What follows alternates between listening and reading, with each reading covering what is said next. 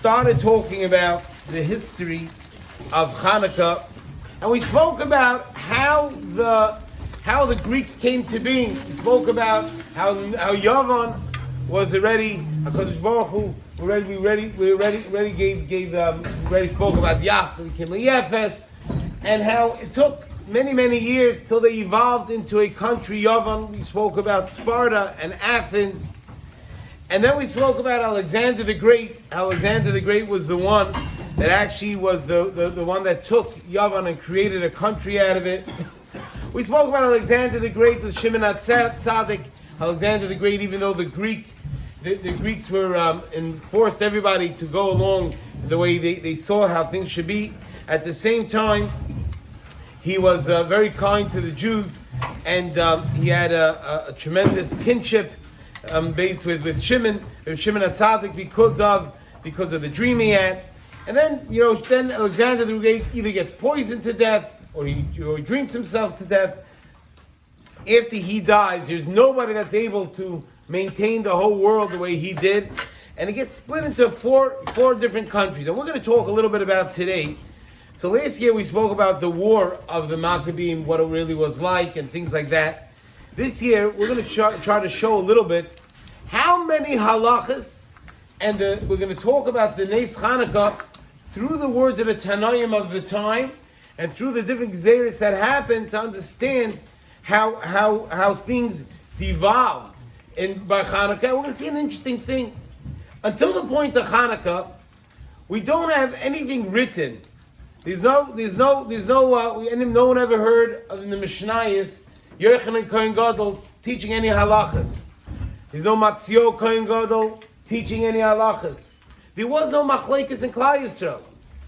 The whole concept of people off the derech didn't exist.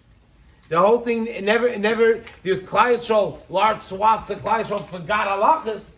We saw that Ezra came and rejuvenated Yiddish guy, teaching people again things which were forgotten.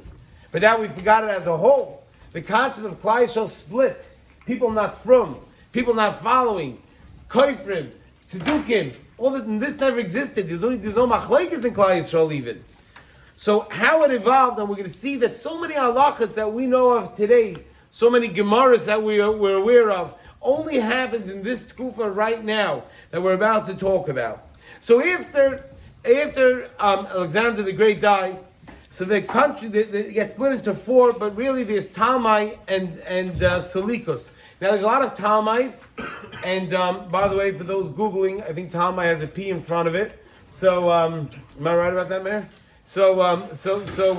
If last week someone came back to me and said they couldn't find something, just to know how to spell it first. Anyway, so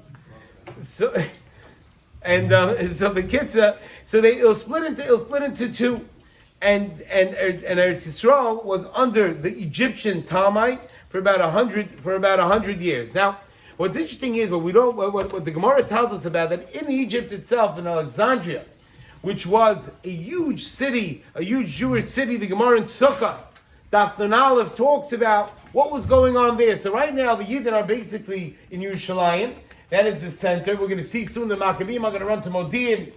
We had the Kusim are in Hagrizim, they're in the Shomron.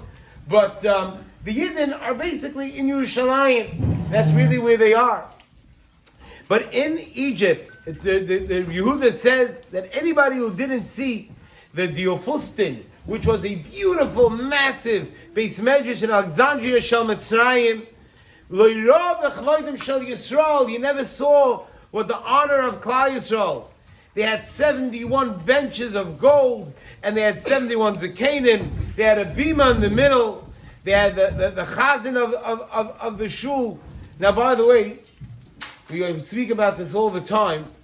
So when in this summer when we were in Eretz Yisrael, we were doing some research about where was the first shuls. Do we find shuls ever before the Chorban Bayis? Right? We see most of the shuls. We're talking about b'shas. So we know of two shuls so far. We know the Gemara says that in Bavel there was a shul that had a shtickle avodah zara over there, which they said was mutter because it was berabim. And Alexandria Shel Mitzrayim, this was long before the Chorban. There was a shul there also with a bima in the middle. So it could be that in Eretz Yisrael, the shuls weren't that popular because they all had the Beis HaMikdash. But outside of Eretz Yisrael, they had shuls there. So the famous Gemara, when they said Amen, they would wave the handkerchiefs, and everybody should know that the bracha was said because it was so massive, and they would sit in individual chairs, and there's a whole thing written about it. Now Talmai HaMelech was a person who was a very, very sophisticated person, and he really enjoyed religion. He was a theologian, and he wanted to have every single religion. He wanted to know about every single religion, and he had a collection of 995 books on different religions.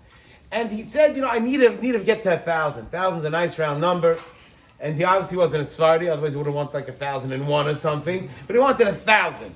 So he said, he told him, that the Yidden have Chamishachum Torah. Why don't you get it from them? Now let's understand, the Torah was never ever translated before. It was never translated. The concept that we have today, that you can just read Torah, didn't exist. So imagine what it meant. If you wanted to learn Torah, you had to be one of ours. You had to be somebody that went to yeshiva. You learned Aleph Beis, you learned Nekudas. You learned without Nekudas, but you had to learn how to read.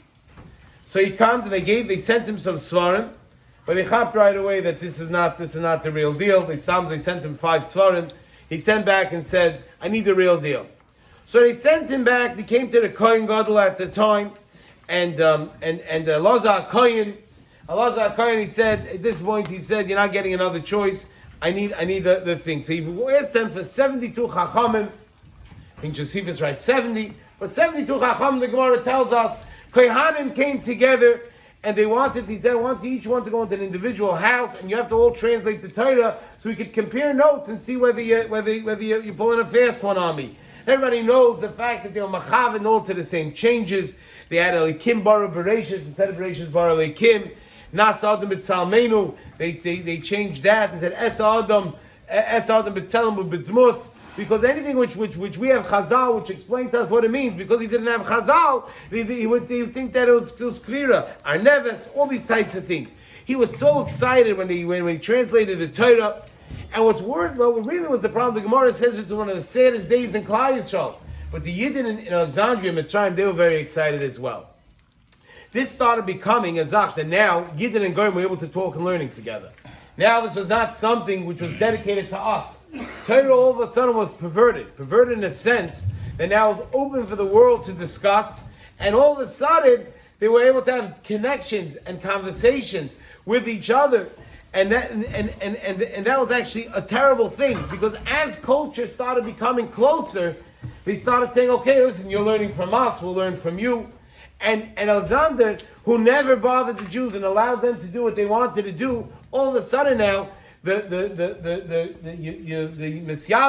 Messiavim yet, but the Greek philosophy is permeating into the Yiddish life, and all of a sudden they're acclimating one with the other, and they're getting, and it's starting, they're still Shemei Torah mitzvahs, but all of a sudden, forever, there's never been any problems in Klal Yisrael with in any sort of way. They were always Shemei Torah mitzvahs. Now all of a sudden they're getting more involved in the culture.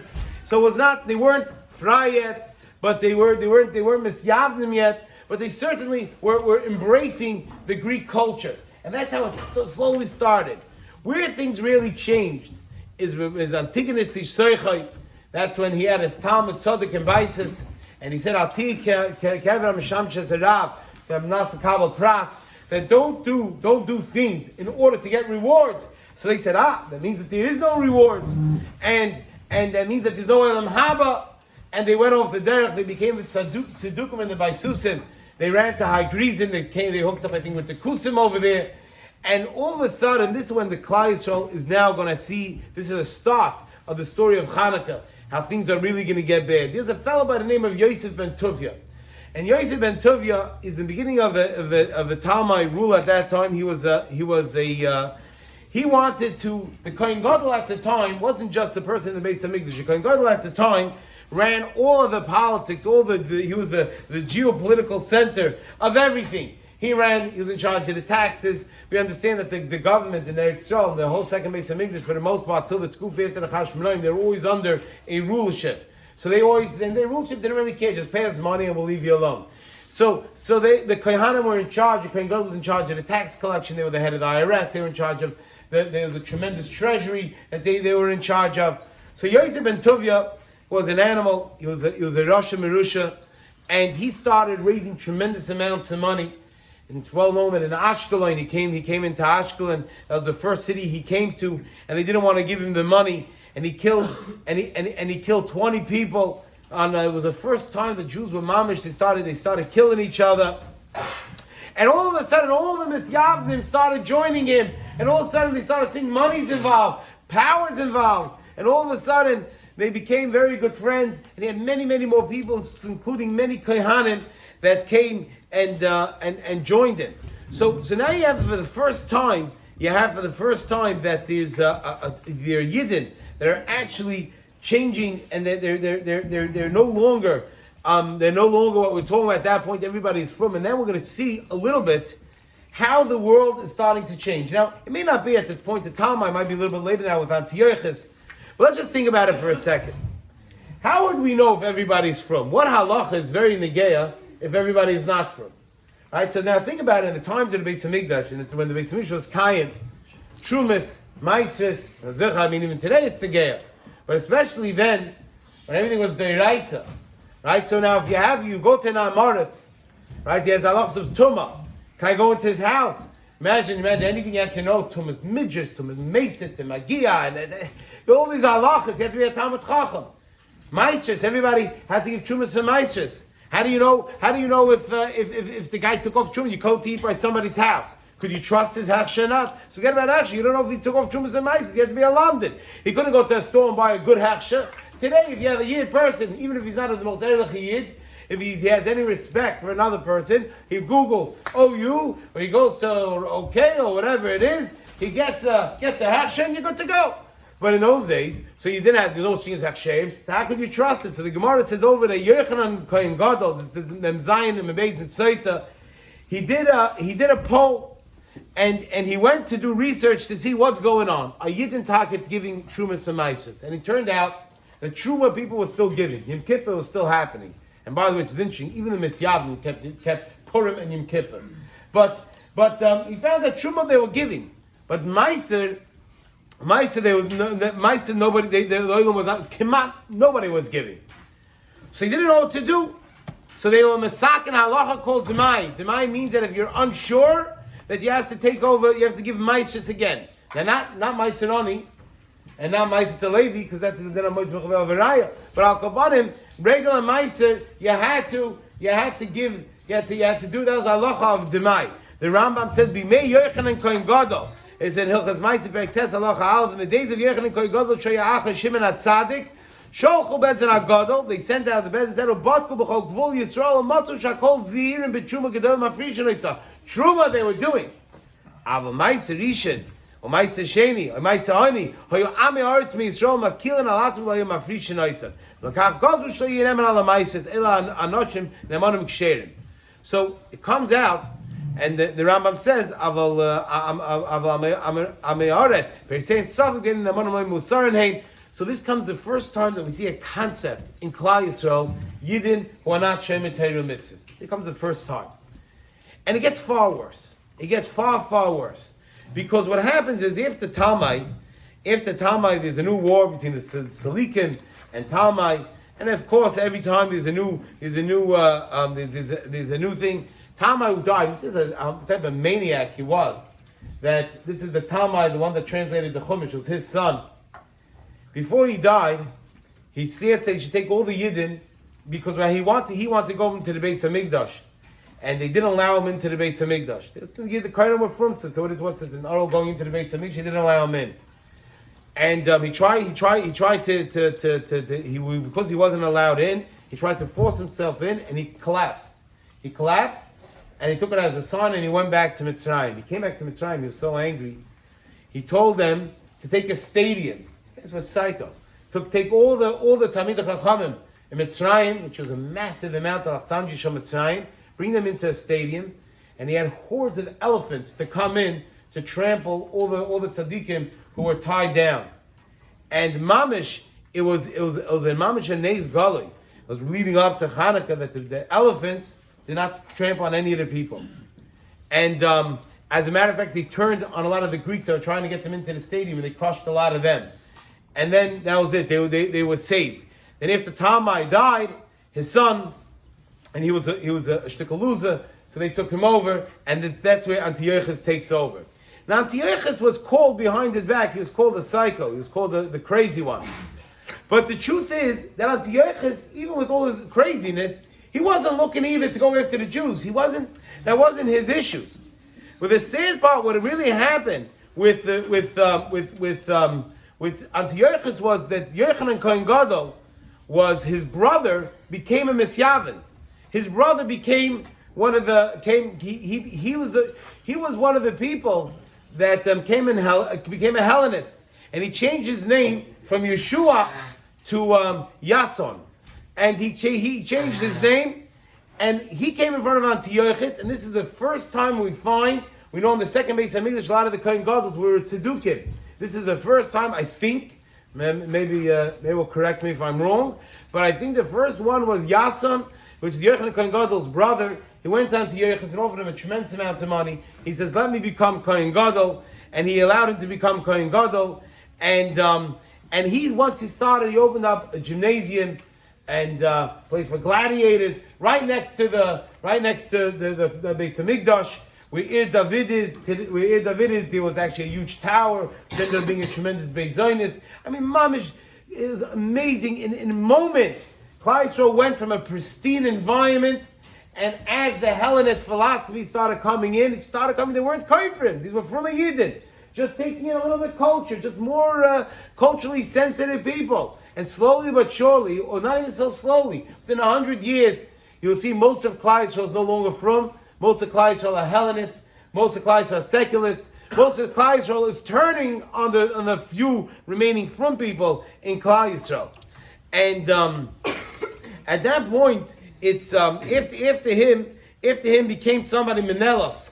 And he also became Kohen Gadol after Yason, also from the Misyavnim, who paid.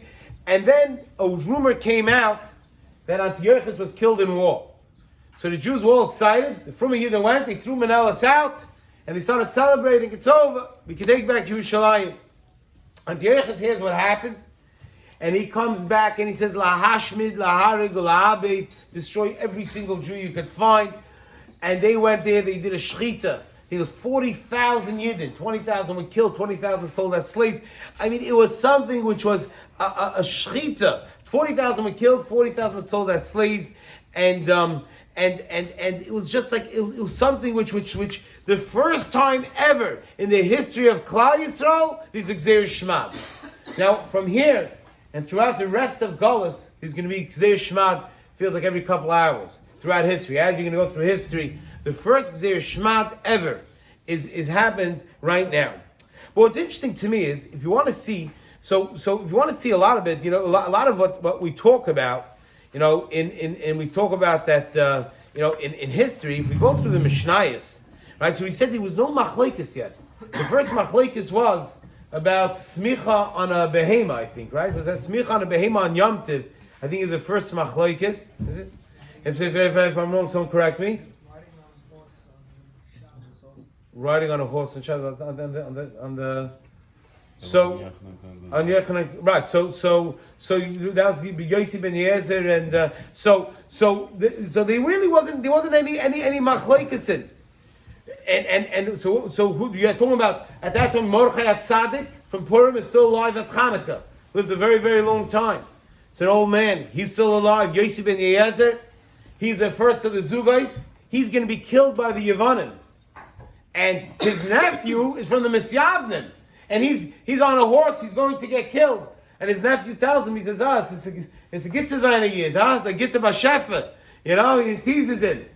And he tells him, he says, if this is what HaKadosh Baruch Hu does to his friends, hey, look out what's going to happen to you. And he saw that his uncle is still mamish, holding to mamish till the end. He committed suicide and was choyz b'tshuva right before, and he got on him haba. So this is Yossi ben Yezer. But what did he say? Now let's understand it. Now that we know the history that's going on, most of Klal Yisrael are misyavnim. Most of Klal Yisrael are not from. So now you start reading Pirkei Avos and you start reading these Mishnayos, you start understanding what it means. He's saying is that your house should be open. Why for Chachamim? Don't be impressed with the Hellenist approach. And then you have Shua ben Prachya that says, Aseh l'charav. Why is that so important? Because nobody even knew what way is up. Most of Klal Yisrael is not from. And he's saying you can't just learn. The society should teach you what's right. At that kufa, there's also interesting halachas back and forth. Al tischaber l'rasha, but also have you done his kol l'kav schos? Because the from people didn't know who you can trust, who you can't trust. We spoke about the bris milah. Bris milah, because about the Gzeir Shemad, there's no more bris milah. They put up little lights outside, and somebody would just, and they'd have a grinder which was working, and that meant for a mile to come in and do milah. They were terrified. Who's going to find out about them? They didn't know who they could trust or not. So they had al tischaber l'rasha. They had, but at the same time, ta'ala kol l'kav schos. And it's interesting that, and this is also Shivasa B'Tamas happens at this point, where they burn Ezra's Sefer Torah. The Ezra who reinvented Torah. Was rejuvenated. All the halachas, and they edited all the Sefer Torah from Ezra's Sefer Torah. They burnt that. Now Shivasa B'Tamas. And Rabbi Victor Miller points out, by the way, he says all the time, he says, did the Yavanim know? Did they know which halachas to be mevatel? They had no idea. He says, it was the Misyavnim that actually were the ones that understood what keeps Klal Yisrael together. And they were the ones that suggested what should be kept and what shouldn't be kept. So you see, mamish, the halachas of Demai, the halachas of Tumas Midras, of Amiratzim, Kol Psula, with Psula Nitziyem Ravi, right? The Gemara says, V'lishlu Dain Mishari, right? Because the Gemara says that Tibol LaHegmen Tchila, that anyone that any Psula that was Nitzah had to be Tibol LaHegmen Tchila. What was pointed at? They wanted to take away the Kedusha of Yidden. Interesting, that was Yochanan Kohen Gadol's daughter. She was the one where the whole trigger of the Maccabeim had because of that. Because Klal Yisrael, the Gemara says, you learned that was Mutter. Yochanan Kohen Gadol's daughter, she says, this is ridiculous. Why am I not? I'm going to go to the Hegman now. She started screaming and yelling. And that's when her father and uncles, when Shimon and Yonason and Elazar, and they all came together, and that said, Mila Hashem Elai, and this is where the war is going to stop. Because one woman says, I'm not, this came the normal thing in Klal Yisrael. It's interesting, we talk about the Nes Chanukah happening with we talk about Yehudis and Elipon, and we spoke about that L'chayr happened a few hundred years earlier. But you see the power of one individual, what they were able to do. So you see Yehudis, and the truth is, one of the unsung heroes is the daughter of Yochanan Kohen Gadol, who said, I'm not down for this, it's not happening. And because of that, they were forced to fight against them. But these were all the things they wanted to be mevatel, the Jewish home, the sanctity of the home. They were mevatel ksubis. The other thing is a ksuba. They were mevatel not have a lock on your door. So they want to be marbe zima. They want to be my house, your house, what's a chilik? But then they went after the three chukim of Klal Yisrael, which is bris, Rish Chodesh, and Shabbos. And that's really what they went, and it didn't stop there. Then they started, you're not allowed to learn Torah b'Rabbin. You weren't allowed to learn Torah b'Rabbin, so they stopped Kriyas HaTorah. You weren't allowed to learn anymore, which was Machadish to Haftorah. So you want to know the Haftorah that unfortunately large swaths of Klal Yisrael decided to be Mevazah these days? That Haftorah was Machadish then by Chanukah. Because that is 21 psukim, which is 7 aliyahs times 3 is 21, last I checked, which is me'ain the parsha, because they weren't allowed to lane. So nothing they got away with. And therefore they would lane, the bracha would be in the nusach of the Haftarah. So it should look like this is all Haftarah. It has nothing to do with Torah. They'll mevatel that. And so they'll mevatel any learning.